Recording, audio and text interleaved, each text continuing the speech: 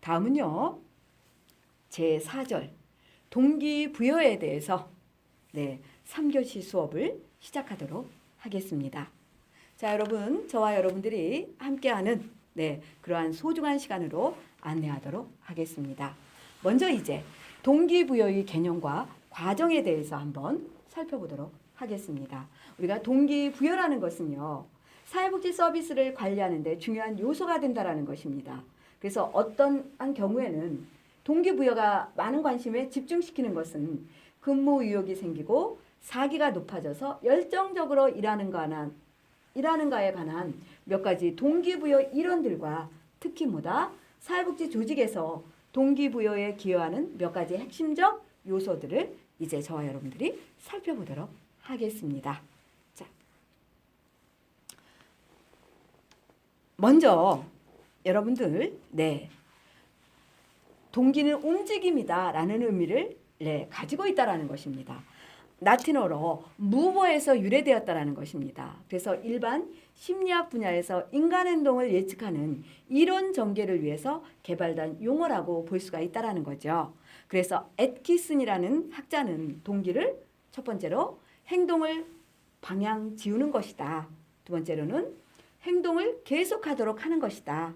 세 번째는 행동이 발생하여 계속해가는 시점에서 있어서 작용하는 것이다.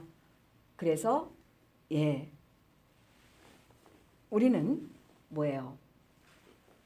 거기에 교재를 보면 237페이지에 보면 스티어스와 포터는 동기의 공통적인 속성을 제시했는데 첫 번째로는 인간 행동을 활성화하는 측면으로 동인, 각성 차원이고, 두 번째는 인간 행동의 방향을 설정하고 목표를 지향하도록 경로화시키는 측면이고, 셋째는 인간 행동을 유지 또는 지지시키는 측면이다.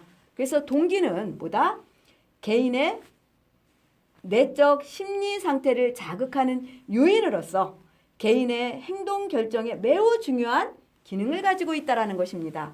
그래서 일반적으로 동기부여는 사이클이라는 욕구, 그 다음에 충동, 목표, 만족, 니즈, 욕구의 순환으로 사이클을 가지고 있다라는 것입니다. 자, 그러면은요, 먼저 여러분, 동기는 개인의 욕구에서 발생하고 그 강도는 욕구의 결핍에 의해 좌우됩니다. 또한 발생된 동기는 욕구를 충족시키기 위한 목표 지향적 행동으로 전환되는데요. 이 과정에서요, 직무구조 리더십의 환경 변수가 작용을 해서 개인의 행동을 자극하게 된다는 것입니다. 행동에 의한 노력의 결과로 목표에 도달하거나 소기의 성과를 올리게 되면은 이에 대한 보상과 인정이 만족감을 주거나 벌이나 실패가 좌절을 유발하면서 또 다른 욕구와 충동을 야기시킬 수 있다라는 것입니다. 그래서 이러한 과정을 도식화하여 나타내는 것을 보면 동기부여의 과정이라는 것입니다. 그래서 그림 9-5를 보게 되면은요, 동기가 유발되면은 설정된 목표를 달성하기 위해는 일하는 동시에 각자가 개인적으로 집단이나 일원으로서의 그의 욕구를 충족하고 성장할 수 있는 성과의 기회를 부여받는 바람직한 행동을 취하게 된다라는 것입니다. 그래서 그림 9-5는 여러분들이 한번 보시면 되고요. 이제 동기부여의 제1원, 그래서 우리가 제일 많이 활용하고 있죠. 매슬로우의 욕구 5단계에 대해서 한번 살펴보도록 하겠습니다. 자, 매슬로우는요, 인간의 욕구를 가장 낮은 것으로부터 생리적인 욕구, 의식주를 해결한 것부터 자아 실현의 욕구 수준을 높은 수준으로 계층으로 올라가면서 우리가 점성 원리에 의해서 성장을 한다. 이거와 똑같이 계층으로 나누고 있다라는 것입니다. 그래서 가장 낮은 것으로부터 가장 높은 것으로 올라가는 계층의 형태로 본다라는 것입니다. 그래서 어떤 욕구가 만족되면 그 욕구는 더 이상 동기 유발의 요인이 되지 않는다고 결론을 내린다라는 것입니다.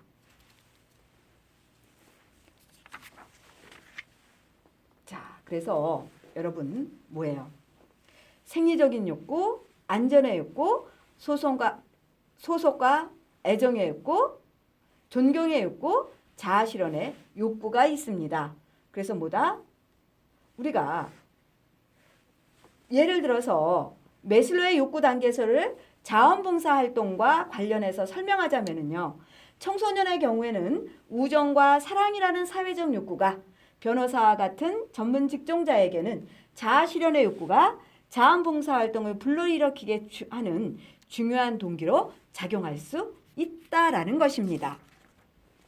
동기부여의 제1원에서 ERJ 이론을 발전시킨 학자가 있다라는 것입니다.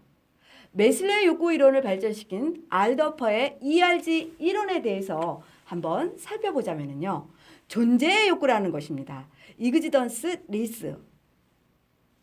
이건 뭐냐면 배고픔, 갈증, 수면, 주거와 같은 생리적이고 물리적인 욕구라는 것입니다. 관계적 욕구라는 것은 릴레이티니스 니즈라는 것은 관계 욕구라는 것입니다. 다른 사람과의 어떻다 감정의 교류와 상호 의존성에서 만족감을 얻고자 하는 욕구라는 것입니다. 그로스 욕구는 뭐다? 성장 욕구인데 이것은 잠재 능력의 개발 및 확장과 이에 따른 개인적 성장과 관련된 욕구라는 것입니다. 자, 그래서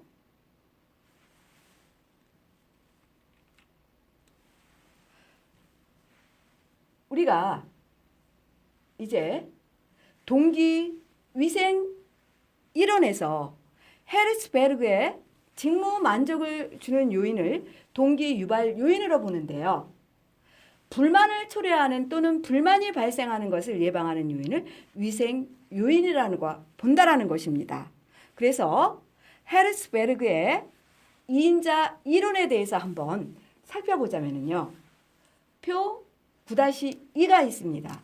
동기유발 요인은요. 직무에 대한 달성감, 성취에 대한 인정, 직무 자체, 증대되는 책임성, 능력과 지식의 신장, 위생 요인은 기업 정책과 경영, 지식적 감도, 봉급, 직업 조건, 뭐다? 인간 상호관계, 감독자. 그래서 이 이론을 기초로 해서 사회복지계에는요. 사회복지사들의 동기부여를 위해서 어떤 일을 더 강화해야 할 것인가가 중요한 연구과제가 될 수 있다라는 것입니다. 자, 다음은요. 성취 동기 이론은요. 하버드 대학교에요. 맥클린앤드의 교수에서 기본적 동기를 부여시키는 욕구로 권력 욕구, 친화 욕구, 성취 욕구, 세 가지 욕구를 파악했다라는 것입니다. 자, 그러면 첫 번째 권력 욕구라는 것은요. 다른 구성원들에게 어떻다? 통제를 행사하거나 행동에 영향을 미치는 욕구 또는 다른 구성원에 대한 책임을 지거나 그들 위해 권위로 군림한다라는 것입니다. 두 번째는요. 친화 욕구라는 것은 다른 사람과 우호적이고 따뜻한 관계를 유지하는 욕구다. 세 번째, 성취 욕구는 우수한 결과를 얻기 위해서 높은 기준을 설정하고 이를 달성하고자 하는 욕구라는 것입니다.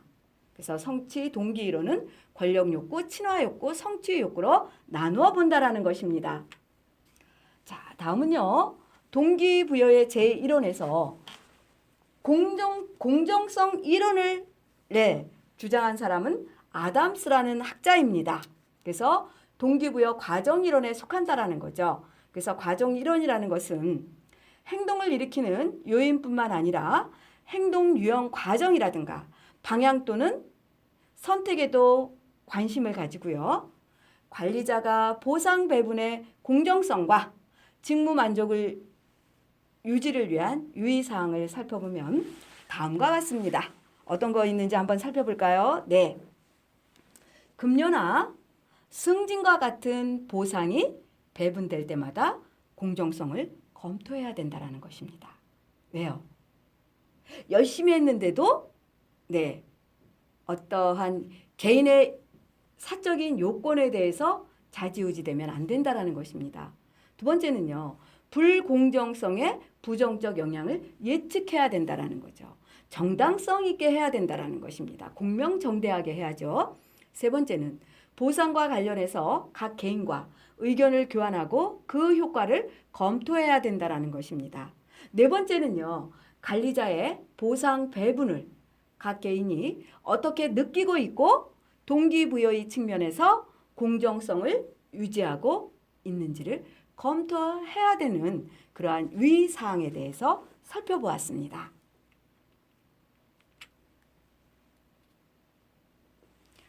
자,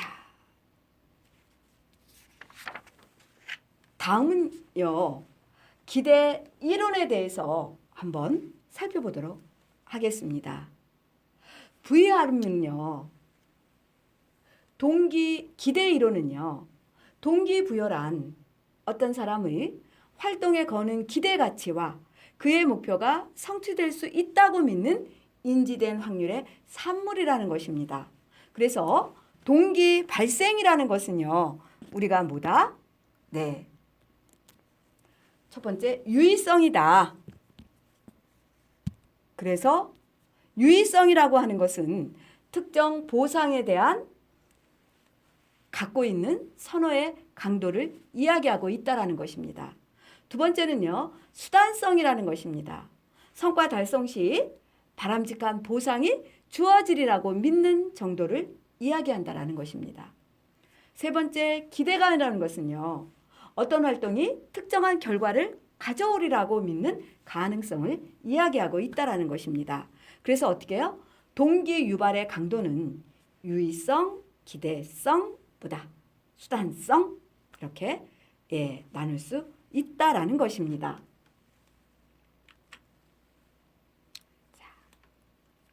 자, 그러면은요. 동기부여의 제1원에서요. X, Y 이론이라는 것은요. 뭐다? 맥그리거는 전통적 인간관을 X 이론이라고 하고 현대적 인간관을 Y 이론이라고 했다라는 것입니다. 그래서 X이론의 전통적 인간관을 살펴보자면요. 본래 태만하고 가능한 일을 회피한 자, 야망이 없고 책임지기를 싫어한다. 이기적이며 창의력이 부족하고 변화에 저항하고 생리적 안전적 수준에서 동기부여되고 인간은 통제와 강제의 대상이다. Y이론인 현대적 인간관은요. 이를 놀이와 같이 자연스럽게 생각하고 목표 달성을 위해 자기 통제가 가능하고 수동적인 성향을 지닌 것은 아니다. 그리고 어떻다? 변화에 저항적으로 반응하지는 않고 친화, 자존, 자기 실현 수준에서 동기부여화되고 자율성, 창조성을 지니고 있다라는 것입니다. 자, 그러면 이제 동기부여의 제1원에서 제2이론에 대해서 한번 살펴보도록 하겠습니다. UCL의 오우천은 생산성이 높고 효율적인 조직을 제2이론으로 전개했다라는 것입니다. 그래서 제2형의 조직 내부의 특성을 살펴보자면요. 구성원 상호 간에 높은 정신적 조화를 이루고 있는 동료 조직이고 상호 신뢰감, 상호 인간관계의 민감성, 서로의 친밀감이 요구되고 동질성, 정착성, 집단주의적인 의식이 필수적이라는 것입니다. 자, 다음은요. 동기부여의 제1원에서 관리 시스템 이론에서 리커드는 현재 일반적으로 통용되고 있는 관리 스타일을 4개의 시스템으로 조직의 성격을 분류했다라는 것입니다. 시스템 1은 독재적이고 지향적인 관리 유형이고 시스템 2는 대부분의 의사결정과 조직 목표의 설정은 최고 경영층에서 이루어지고 시스템 3은 통제 권한이 상당 부분 하부에 유임이 되고 있지만 완전하다고는 할 수 없다. 시스템 4는 상호 신뢰, 상호작용 등에 기반을 둔 관계성 지향적 관리 유형이라고 보고 있다라는 것입니다. 자, 다음은요. 동기부여에서요. 사회복지 조직에서의 동기부여에 대해서 한번 살펴보도록 하겠습니다. 첫 번째는요. 업무상의 동기부여는 기술의 다양성과 전문성을 발휘할 수 있는 기회를 제공하고 과업의 자율성이 보장될 수 있어야 하고 두 번째는 과업 환경성의 동기부여는 물리적 환경, 작업 환경의 개선이 요망되고 바람직한 인간관계가 형성할 수 있도록 기관 분위기를 조성하여 전문화적 환경도 고려해야 되고 세 번째는요. 인사관리상의 동기부여는 신분 보장과 안정적인 보수체계도 마련되어야 하고 적재적소의 인력 배치다. 네 번째, 개인적 특성상의 동기부여는 가정환경이 고려되어야 하고 개인의 취미활동이나 여가활동도 보장되어야 하고 직무가 요구하는 지적 수준과 실제 개인의 능력과의 일치라고 본다라는 것입니다. 다섯 번째 이제 5절 갈등 관리에 대해서 살펴보도록 하겠습니다. 첫 번째 이제 갈등 관리의 발생 배경과 정의를 살펴보자면요. 갈등 발생 배경은 가치관, 욕구, 목표의 상충, 신념이다. 그래서 갈등이라는 것은 여러분 제가 등나무, 칡넝쿨을 생각하라 그랬죠.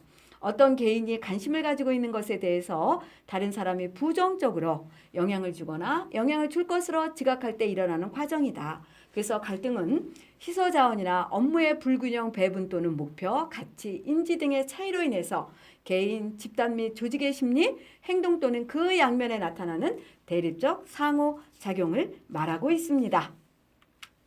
자, 그래서 갈등 수준과 조직 유형성은 집단 간의 갈등은 갈등의 정도에 따라서 조직에 도움이 되기도 하고 해가 되기도 한다라는 것입니다. 그래서 여러분 어떻다? 조직 유형 250페이지에 나와 있죠. 그림 9-7 갈등 수준과 조직 유형의 관계를 살펴보자면은요. 갈등 수준이 낮으면 영향은 역기능적이고 갈등 수준의 이상적이고 순기능적이다. 그 다음에 높으면 역기능적이다. 저중고로 나타내고 있습니다. 자, 그 다음에 뭐예요? 여러분 한번 살펴봐 주시고요. 이것은 조직의 갈등이 거의 없거나 반대로 그 정도가 너무 높은 것은 모두 바람직한 현상이 아니며 조직의 유용성을 향상시킬 수 있는 집단의 바람직한 행동을 유발하기 위해서는 적당한 정도의 갈등을 조정 유지하는 것이 필요하다고 할 수 있다. 그래서 갈등의 관리란 갈등을 제거시키는 것이 아니라 적정 수준의 갈등을 유지시키는 것이다. 그래서 어떻게 해요? 사회복지사들이 단순히 느끼고 있는 갈등 수준은 중간 정도, 사회복지기관의 순기능적인 역할을 미치며 조직의 유효성을 높여줄 것으로 나타나고 있다는 것입니다. 갈등의 원인에 대해서 살펴보자면요. 무언은 사회적 갈등의 원인을 5가지로 분류를 했습니다. 그래서 첫 번째는 관계상의 문제. 관계상의 문제는 감정인식, 고정관념, 의사소통, 반복적인 부정적 행동을 봤고요. 둘째는 가치상의 갈등, 셋째는 정보의 불일치, 넷째는 구조적 문제, 다섯째는 이해상의 갈등이라는 것입니다. 그래서 갈등 관리의 전략에 대해서 살펴보자면요. 첫 번째, 갈등 예방 전략은 역기능적인 갈등을 미연에 방지하는 거. 두 번째, 갈등 적응 전략은 갈등 상황 원천을 극복적으로 변동시키지 않고 거기에 적응하고, 세 번째, 갈등 조장 전략은 조직의 효과성의 제고를 위해서 순기능적 갈등을 조장할 필요가 있을 때 갈등 조장 전략을 실시한다라는 것입니다. 자, 다음은요. 몰입 조직 제6절 조직 몰입에 대해서 한번 살펴보도록 하겠습니다. 몰입은 어떠한 데 빠진다 또는 깊이 파고들거나 빠짐을 의미한다라는 것입니다.